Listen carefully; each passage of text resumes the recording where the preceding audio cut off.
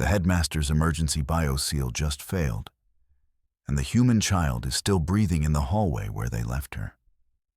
Impossible, Vekthar whispered, his crystalline form refracting the emergency lights into 1,000 panicked fragments. The readout on his wrist display couldn't be right. 15 minutes. The human had been lying in an atmosphere that had killed 3 faculty members during the decontamination accident of 2247. 15 minutes of exposure to concentrated Thexian sanitizer mist, the kind used to dissolve organic waste. Sir, the medical AI is recommending xenocide protocols. Dean Lyanna's voice cracked, her aquatic biology suit trembling. It thinks she's already... It's preparing death notifications. She's breathing. Vekthar's voice rose 3 octaves. The scanner shows respiratory function, active respiratory function. The emergency channel erupted. Headmaster, this is Security Chief Dovin. We have the 6 students in custody. Sir, they're demanding medical attention. 3 are in shock. 1 won't stop vomiting. They keep saying she wouldn't fall down. Vekthar stared at the small human form crumpled against the wall. Emma, 14 rotations old, daughter of the human trade negotiator who'd been so proud when his child was accepted into the Galactic Academy. The first human child in 4,000 years of operation. The first human child who just survived what they used to execute war criminals. Get Dr. Felnix here now, Lyanna said, her empathic senses clearly overloading. And someone seal off this entire wing. If this gets out before we understand, it's already out. Vekthar pulled up the security footage, his hands shaking so badly his form began to lose cohesion. The Galactic Education Oversight Committee received automated alerts. They're convening emergency session. The Krell ambassador is demanding answers about why his nephew's military-grade neural disruptor malfunctioned. Malfunctioned? Lyanna moved closer to Emma, her scanner held at maximum distance like it was a weapon. Sir, it didn't malfunction. Look at the impact signatures. 7 direct hits. Class 7 neural disruptors. Each one should have caused complete organ failure in anything carbon-based. Then why is she bruised? Lyanna's voice went flat. She's bruised, sir. Not dissolved, not dead, not even unconscious anymore according to these readings. She's sleeping. The word hung in the toxic air like a death sentence. Sleeping, Vekthar repeated. In an atmosphere that's currently eating through our emergency containment gear, she's sleeping. Her vitals are improving. Lyanna's scanner beeped, and she nearly dropped it. Without intervention, sir, she's healing, actively healing, while being exposed to industrial-grade biohazard. Vekthar accessed the security footage again, watched it frame by frame.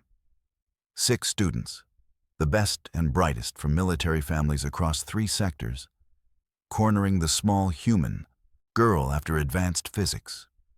Watched them activate weapons that cost more than most colonies' annual budgets. Watched Emma try to talk to them, hands up, backing away. Watched her take the first hit and stumble. Watched her take the second and straighten up. Watched her take 7 direct strikes that should have reduced her to component molecules. Watched her finally just sit down, not collapse, sit down, like she was tired of standing. Headmaster, Security Chief Dovin's voice crackled through. One of the weapons overheated, Brontix's disruptor. The internal diagnostic says it encountered too much resistance. Sir, how does a weapon designed to pierce starship hull plating encounter too much resistance from a 14-year-old child? Vekthar's internal structure began to vibrate at a frequency usually reserved for existential crises.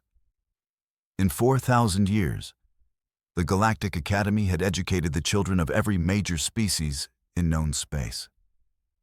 They had protocols for everything. Atmospheric preferences, dietary requirements, cultural sensitivities. They had absolutely nothing for a child who could survive their execution methods. "The committee wants answers in 30 minutes, Liana said quietly. "What do we tell them?" Vekthar watched Emma's chest rise and fall in the toxic mist. Steady, peaceful. "The truth," he said, "that we have no idea what humans are." The bioseal alarm screamed again. This time, it wasn't failing. It was trying to protect them from what was about to wake up. Dr. Felnix arrived in full hazmat gear, took one look at his scanner readings, and sat down hard on the floor.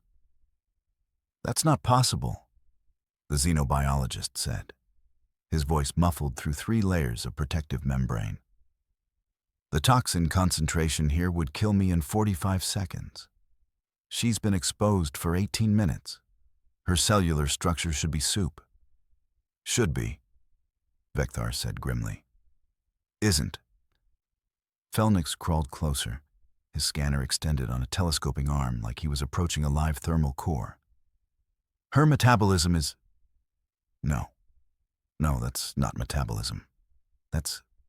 She's breaking down the Thexian sanitizer into component elements. Her body is using it." "Using poison," Liana said flatly. "Not poison to her, apparently." Felnix's scanner beeped again. "Her liver, I think it's a liver, is processing the toxin faster than I can track. Whatever humans are, their biochemistry treats our industrial cleaner as nutrition?" The emergency channel crackled. "Headmaster, the Krell ambassador is here, with the Quellan defense minister and the Thex matriarch. Sir, they're demanding to inspect the weapons. They think we're covering up a manufacturing defect." "Tell them," Vekthar began. "Wait." Felnix held up a manipulator appendage. "Play back the security footage, frame by frame. Focus on weapon impacts." Vekthar projected the hologram into the corridor.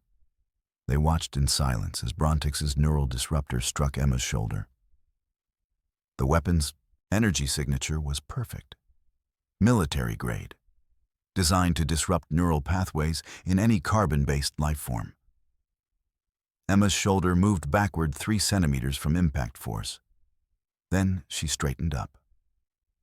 "Pause there." Felnix's voice had gone very quiet. "See the energy dispersion pattern? The weapon fired correctly, full power, but look at her tissue response." The hologram zoomed in. Emma's skin showed slight reddening. The subcutaneous layers absorbed the energy burst and stopped it. Just stopped it. Like hitting a wall. "That's not dispersion," Felnix whispered. "That's resistance. Her tissue density is..." "How is that physically possible? She should weigh 300 kilograms with that cellular density." "She weighs 48, Liana said, checking the admission records. 0.3 kilograms. Felnix made a sound like his worldview breaking. "Then the gravity on her homeworld must be 2.3 times galactic standard." Vekthar read from the file. "We thought it was a data entry error." 2.3. Felnix's scanner clattered to the floor. "She grew up in 2.3. Her entire muscular and skeletal system developed under pressure that would crush most of our students. Every day of her life has been strength training that would kill our Olympic athletes." The emergency channel erupted again. "Sir, we have a problem. Brontix just told his father exactly how many times they hit her. The ambassador is calling for an immediate investigation into how their military-grade weapons failed against a child. 3 other families are filing formal complaints.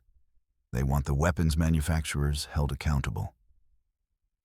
Vekthar felt his crystalline structure begin to crack. "They're blaming the weapons." "Sir, one more thing." The security chief's voice dropped. "We reviewed the full footage, the part before they started using weapons. Emma fought back for 8.3 seconds, hand to hand. We had the combat AI analyze her movements. And? The AI flagged her as a Class X threat.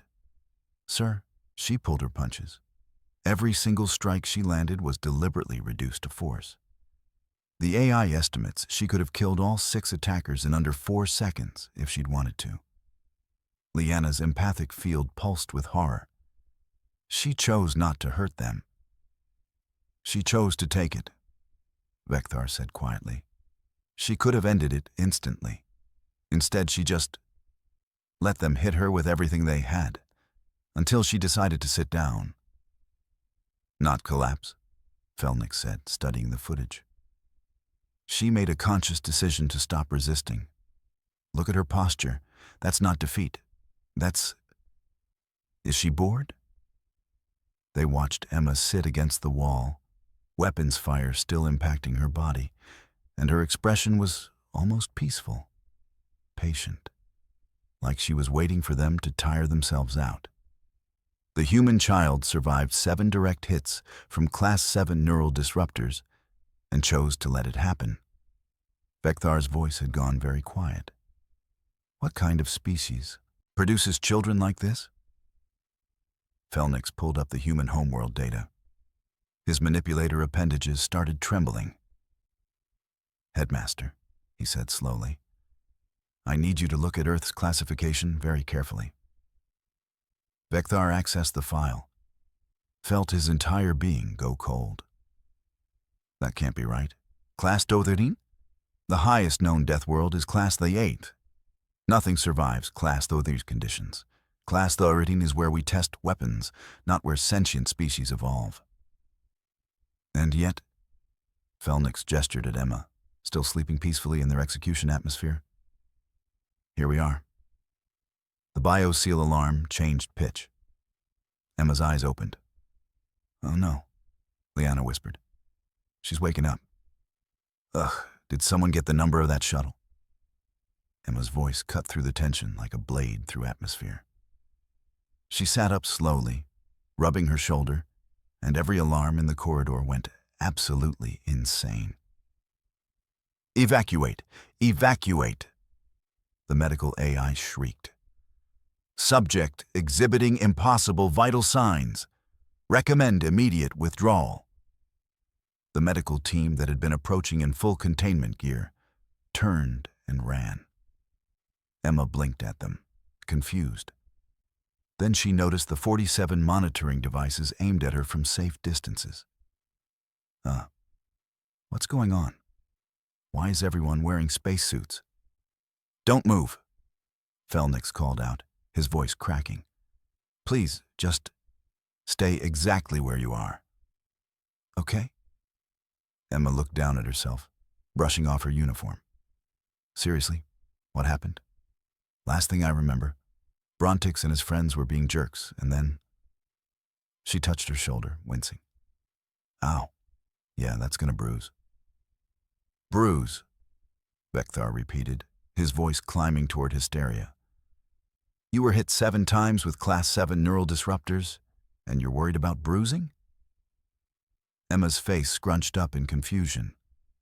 Neural disruptors? Those tingle a bit, I guess. Kind of like when your foot falls asleep, you know? Tingle? Liana's suit nearly imploded from her shock. Those are classified as weapons of mass destruction in 47 systems. Huh. Emma stood up, and 3 additional alarms started screaming. She stretched, joints popping audibly. Well, that explains why they thought they were so tough.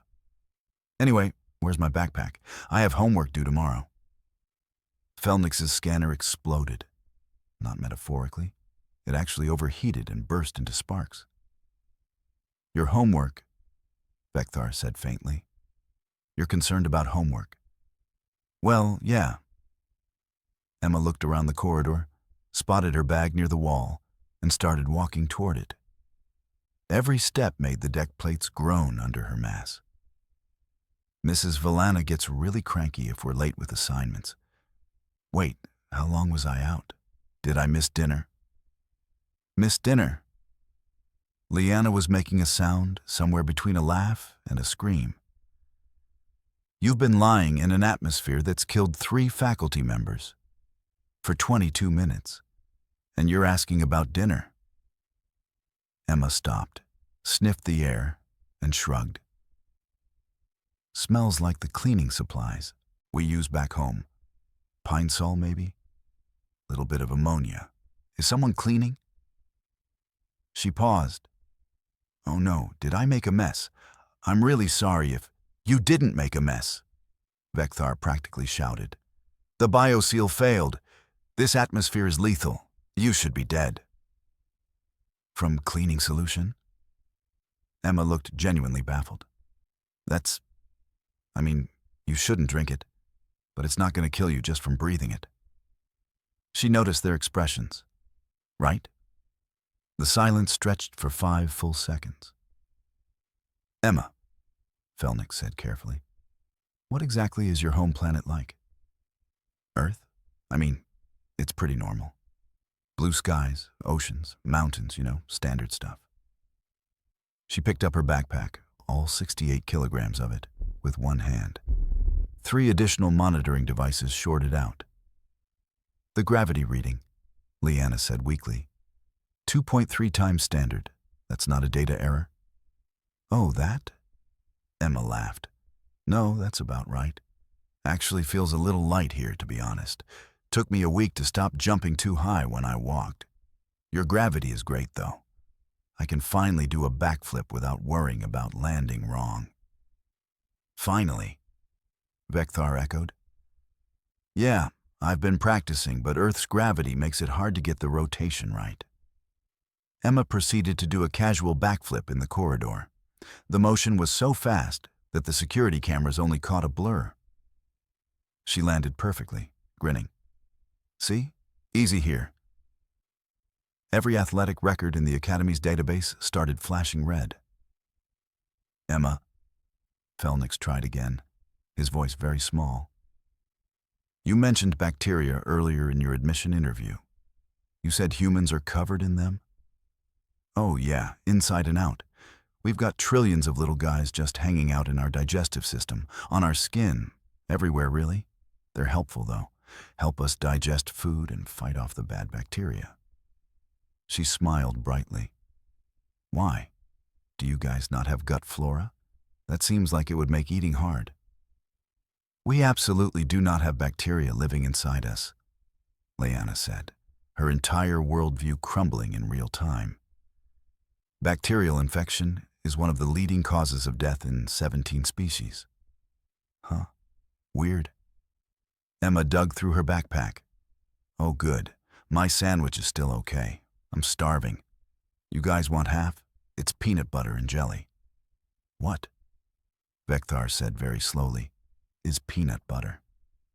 Ground up nuts mixed with oil and salt. It's great, high in protein. Emma took a huge bite, chewing happily while every xenobiologist in the building had a simultaneous crisis.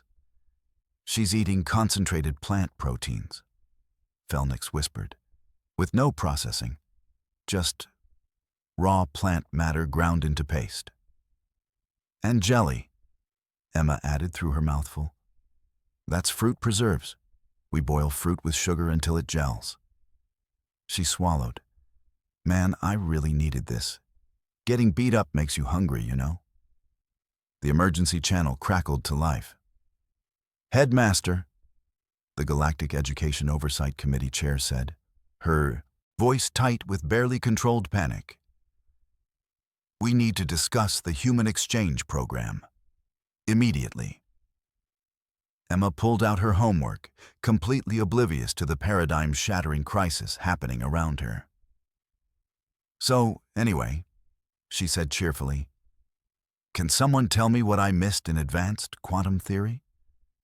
I really can't afford to fall behind.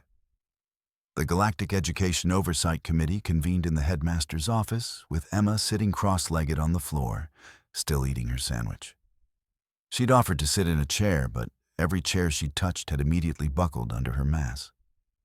I'm really sorry about the furniture, Emma said for the 5th time. I keep forgetting things are built different here. Committee Chair Peltova, a Wexian with 200 years of educational oversight experience, stared at the human child like she was a live singularity. Emma, we need to understand something. When those students attacked you, why didn't you fight back? Emma looked up, confused. I did fight back. For a little bit. The combat AI analyzed your movements, Peltova said carefully.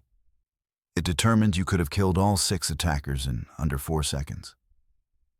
Well, yeah, but I didn't want to hurt them. Emma took another bite. They're just kids being stupid. We have bullies back on Earth, too. You don't kill people for being jerks. The committee members exchanged glances that Emma completely missed. Emma, Vekthar said gently.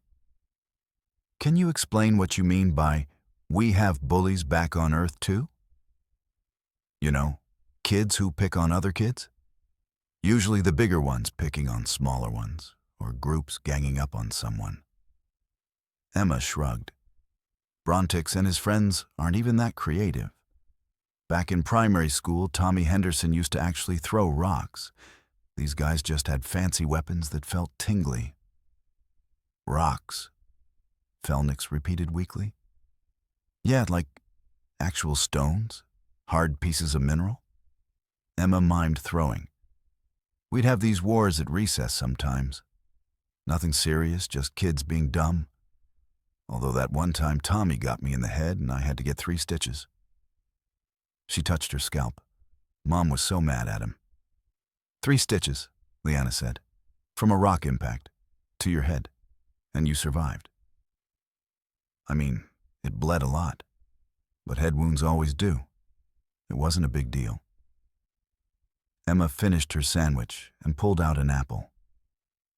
Several committee members flagged it as a biohazard.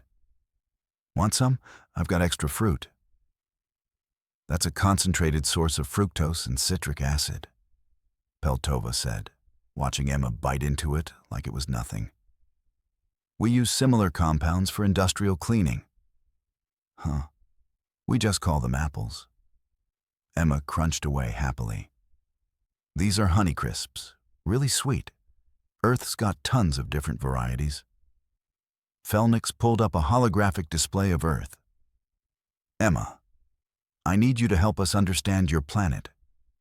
You said it's normal, but according to our classification system, Earth is a Class 3 Deathworld.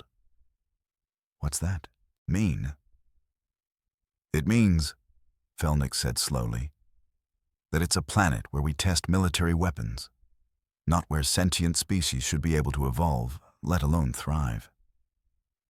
Emma laughed. That's ridiculous. Earth is beautiful. We've got forests and beaches and mountains. My dad took me hiking in the Rockies last year. The view was amazing. The Rockies? Vekthar pulled up topographical data. Those peaks reach 8,000 meters.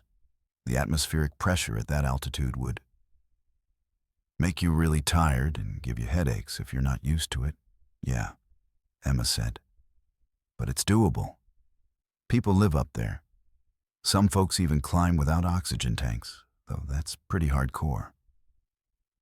Every member of the committee sat in stunned silence. Your atmosphere, Peltova said finally. High oxygen content, nitrogen base. That combination is what we use in our fuel refineries. Is it? Emma looked interested. I mean, I guess it is pretty reactive. We have fires and stuff. Oh, and rust. Metal rusts really fast on Earth if you don't protect it.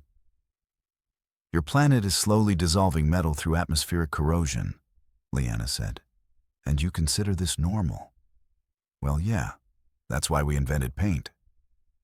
Emma grinned. And stainless steel. And galvanization. We're pretty good at working around it. Felnix brought up medical imagery.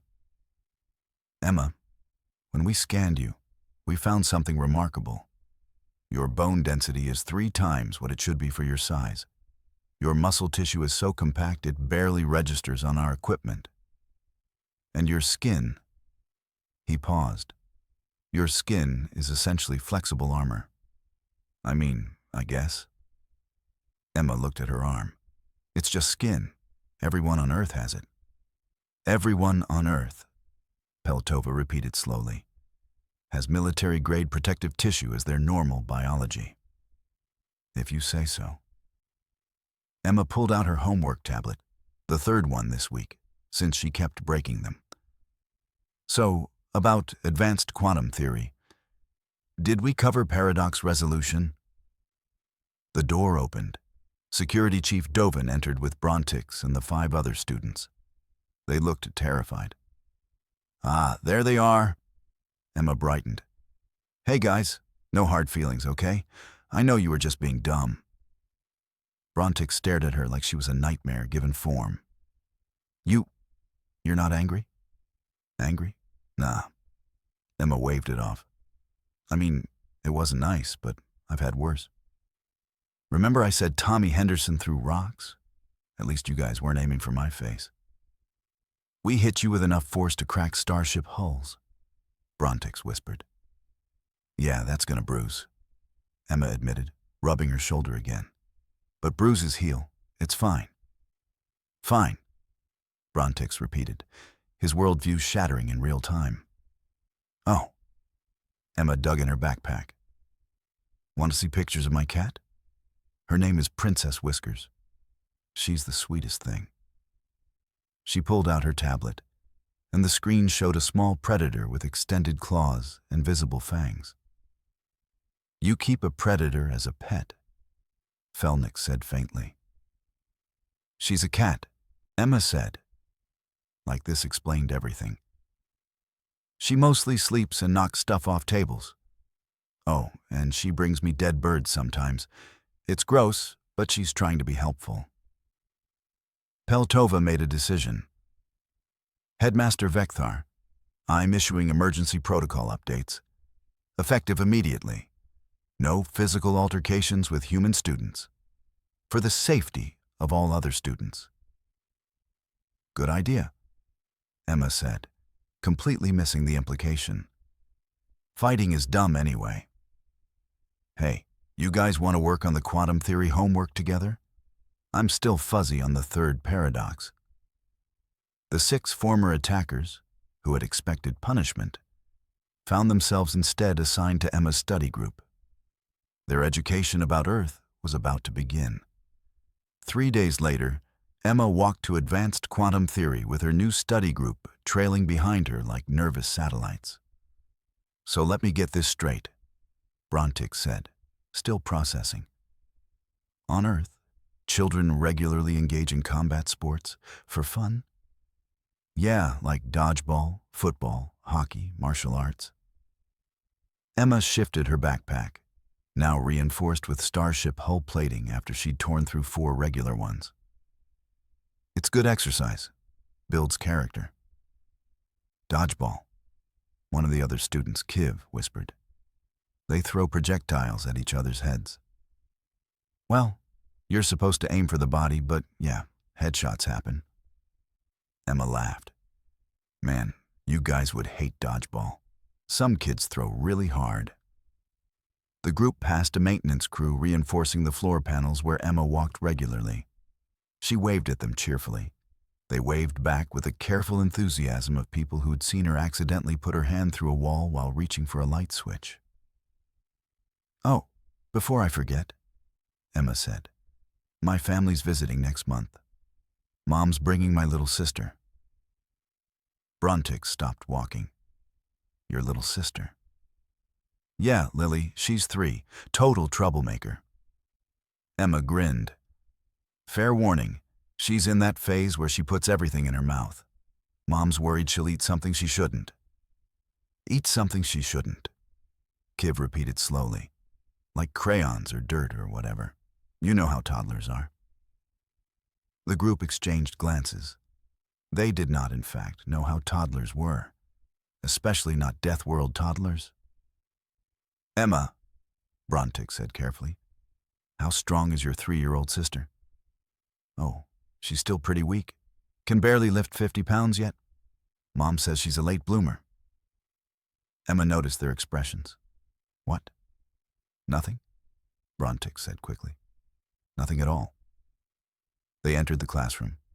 Professor Tavlin looked up from her notes and smiled. Ah, Emma. How are you feeling? Great, thanks. Emma slid into her reinforced seat, the only one in the academy built to handle her mass. Ready for that quiz on paradox resolution. Excellent. Though I should mention, we've updated our grading scale. Professor Tavlin projected new guidelines.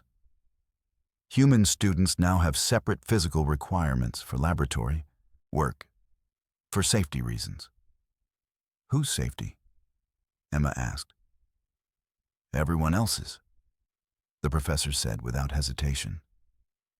The quiz began. Emma worked through the problems with her usual focus, occasionally breaking her stylus and having to ask for a new one. Around her, students who'd once whispered about the weird human now treated her with the careful respect normally reserved for ambulatory natural disasters. During break, Emma pulled out her lunch. The cafeteria had given up trying to provide safe food, and now just let her bring whatever she wanted from Earth. What is that? Kiv asked, staring at Emma's sandwich. Jalapeno and pepper jack cheese. Want to try? Emma offered it over. Absolutely not, Kiv said immediately, having learned what happened when humans said food was spicy. Emma shrugged and took a bite. Brontix watched her eat something that would probably melt through deck plating and wondered, not for the first time, how humans had survived long enough to develop space travel. Hey, Emma said suddenly. Thanks for helping me catch up on the homework I missed. You guys are pretty cool once you stop trying to kill people. Brontix felt his face heat up with shame. Emma, I'm still so sorry about... Water under the bridge, Emma said, waving it off. Though maybe next time you're mad at someone, try talking first. Worked out way better for everyone. Noted, Brontix said quietly. The bell rang. Emma packed up her things, accidentally crushing her tablet in the process. Ugh, that's the fourth one this week. She sighed. Mom's gonna kill me. As she left for her next class, Brontix pulled up his personal log and added a new entry. Day 47 of knowing Emma. Still not sure if humans are the galaxy's greatest allies or most terrifying accident. Possibly both. Note to self, never, ever visit Earth. Behind them, Professor Tavlin updated the Academy's central database with a new entry that would echo through educational institutions across known space. Advisory. Human children more durable than most military equipment. Standard safety protocols inadequate. Recommend structural reinforcements and updated insurance policies. What we consider lethal force, they consider a normal Tuesday. Approach with caution, kindness, and reinforced furniture. Emma's laughter echoed down the hallway as she told Kiv about her plans for the weekend. Something about hiking and swimming with creatures called sharks. The walls, if they could, would have held their breath again.